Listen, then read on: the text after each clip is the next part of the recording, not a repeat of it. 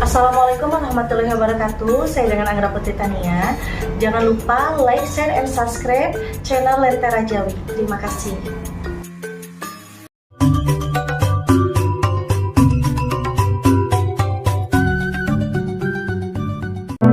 Kejawen adalah kata bentukan yang berasal dari kata kejawian. Dengan keluasan lidah orang Jawa diucapkan menjadi kejawen. Kejawen hakikatnya adalah suatu tata cara atau aturan di dalam berkehidupan, baik kepada sesama manusia, alam, para leluhur, dan kepada Tuhan Yang Maha Esa. Keberadaan kejawen sudah ada sejak orang Jawa mulai ada. Kejawen tidak dapat dilepaskan dari agama yang dianut, karena para pengikut kejawen rata-rata lebih taat menjalankan agama yang dianutnya tersebut. Mereka mengedepankan rasa, serta intuisi yang didapat secara otomatis karena kedekatan dengan Tuhan serta para leluhurnya. Para penganut kejawen dianggap waskito atau memiliki kelebihan bukan karena mereka melakukan persembahan kepada berhala, tapi karena mereka menjaga hati agar tetap bersih, sehingga apa yang menjadi rahasia langit dan bumi terbuka karena izin Tuhan. Tingkatan itu dinamakan Manunggaling Kawula Gusti, yang mana jika diartikan dengan luas adalah sebuah keyakinan akan keesaan Tuhan, sehingga tidak akan pernah memiliki rasa khawatir dan rasa takut. Yang ditakutkan hanyalah jika perbuatannya membuat Tuhan murka. Tidak heran para penganut kejawen lebih suka berdiam diri atau tidak banyak bicara kecuali untuk hal-hal yang penting saja. Mereka cenderung berhati-hati dalam bertindak, takut apabila tindak tanduknya menyakiti orang lain dan akan membuat Tuhan murka. Bahkan ketika para kejawen dihujat dikatakan sesat, mereka pun hanya diam saja, hanya akan mengucapkan, mereka belum paham saja.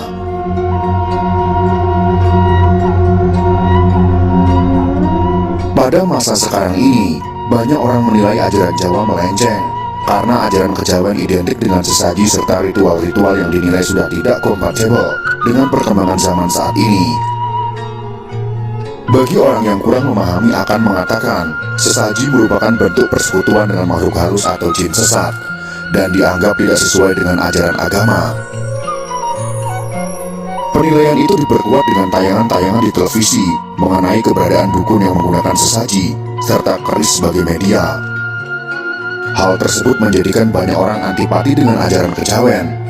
Padahal kejawen sejatinya tidak mengajarkan ilmu hitam yang digunakan untuk membuat orang lain menderita. Bahkan banyak ajaran baik yang bisa dipahami untuk saling menghormati dan menghargai semua makhluk. Meskipun ada ratusan kelompok kejawen dengan berbagai macam ajarannya, kami akan mencoba meluruskan pemahaman mengenai kejawen sejati dengan segala keterbatasan ilmu yang kami miliki. Salah satu contoh mengenai bentuk implementasi sesaji, masyarakat kejawen percaya bahwa doa yang didengar Tuhan merupakan berkah dari para leluhur.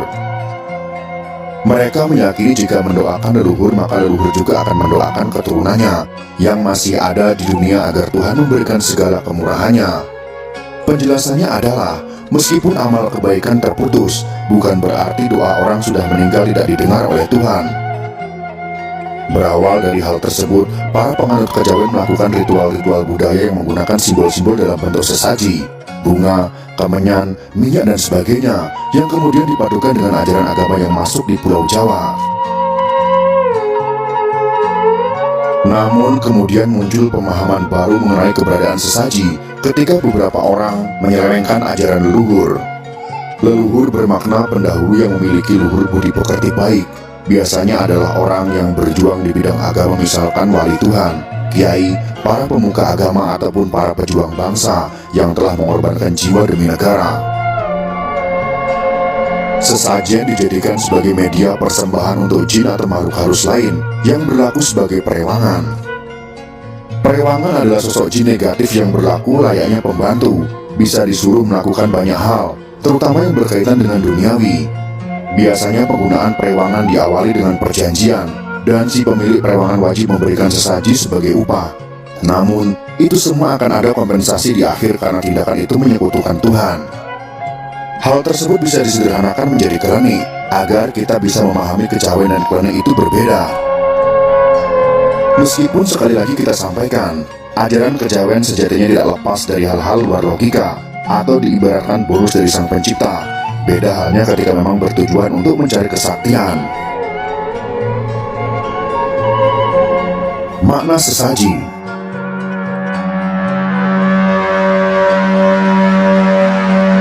Sesaji bisa diartikan sebagai sajian, sebuah penghormatan. Analoginya adalah layaknya seorang tamu yang datang, tentunya akan diberikan sesaji terbaik. Hal tersebut adalah bentuk penghormatan kepada tamu yang mengunjungi rumah kita. Seperti kita ketahui, sebagian orang beragama meyakini bahwa pada malam Jumat, luhur orang yang meninggal akan datang untuk melihat keluarga mereka. Kita yang masih hidup alangkah baiknya mendoakan mereka yang telah mendahului kita.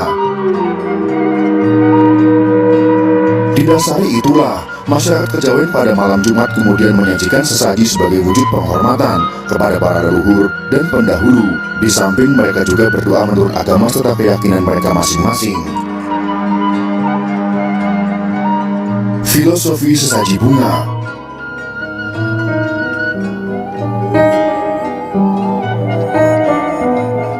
Bunga melambangkan keharuman. Harum sendiri bermakna bahwa segala tujuan hidup kita mendapat berkah dari para leluhur. Ada banyak bunga yang digunakan dalam setiap ritual kejawen. Hal tersebut bagi mereka bukan sesuatu yang musyrik atau syirik, karena bunga tersebut menyimbolkan agar kita selalu ingat apa yang disimbolkan melalui media sesaji tersebut. Misalnya, bunga kantil dimaknai sebagai pepeling atau pengingat bahwa meraih ngelmu iku kelakone kantilaku. Artinya untuk menggapai sesuatu tidak cukup dengan berdoa saja, melainkan harus dengan tindakan nyata. Bunga melati. Melati berwarna putih, melambangkan kebersihan. Maknanya adalah orang hidup harus mengedepankan kebersihan hati atau kejujuran, bukan menjadi orang yang munafik. Bunga mawar bermakna kiasan awar-awar dan tawar, yang artinya kurang lebih menetralkan hati agar menjalani segala sesuatu dengan ikhlas atau tanpa pamrih. Bunga kenanga bermakna agar kita mengenang kebaikan para pendahulu, agar kita selamat di dunia dan di akhirat. Bunga-bunga yang sudah kita sebutkan tersebut sering dipakai sebagai sesaji. Tidak hanya itu saja, penggunaan bunga-bunga tersebut juga merupakan pengingat agar makna yang terkandung dalam bunga tersebut diterapkan pada kehidupan sehari-hari. Sesuai dengan konsep eling lan waspodo, ingat kepada Tuhan dan para leluhur, serta waspada atau lebih berhati-hati akan segala tindak tanduk agar tidak menyakiti makhluk Tuhan.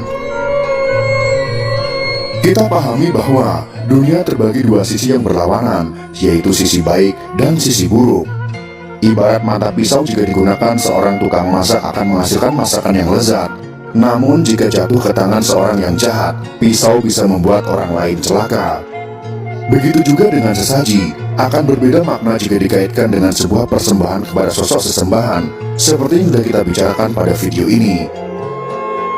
Sesaji pada sisi buruk bisa diibaratkan sebagai wujud upah untuk sosok perewangan, atau sebagai wujud media untuk suatu tujuan, seperti bunga kantil misalnya. Kantil dalam penyelewengan kejawen, atau lebih mudahnya kita sebut dengan keleni, adalah media sebagai pengikat jiwa yang digunakan untuk membuat lawan jenis menjadi jatuh cinta, atau sering kita kenal dengan pelet. Itulah sekelumit penjelasan tentang kejawen yang harus kita ketahui, agar kita tidak berburuk sangka kepada orang yang memiliki kepercayaan berbeda dengan kita.